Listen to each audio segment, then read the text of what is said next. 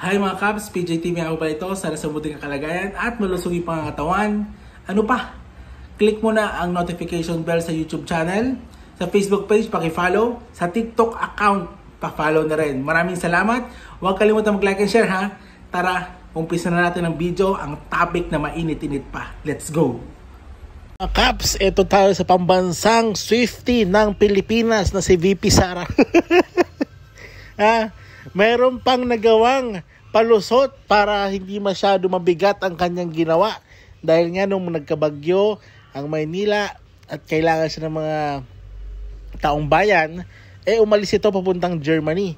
So ang nangyari, meron pagpupulong na nangyari sa Munich.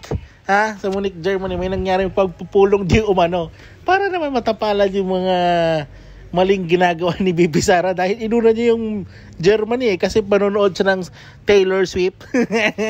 At sabi nga dito sa post ni Sa Totoo Lang Extreme, sus, para masabi lang nakipagkita sa mga supporter niya sa Germany. Yung selfie niya ni Taylor Swift, huwag kalimutan, sabi sa post ni Sa Totoo Lang Extreme. Sa totoo lang naman tingin ko, ano na lang to, bigla ang preparasyon na lang to para ma-cover up na lang yung Taylor Swift issue ni VP Sara. Ano masabi nyo dito sa video na ito? Comment down below mga Cubs kung ano masabi nyo dito. Huwag nyo kalimutan mag-share, ha?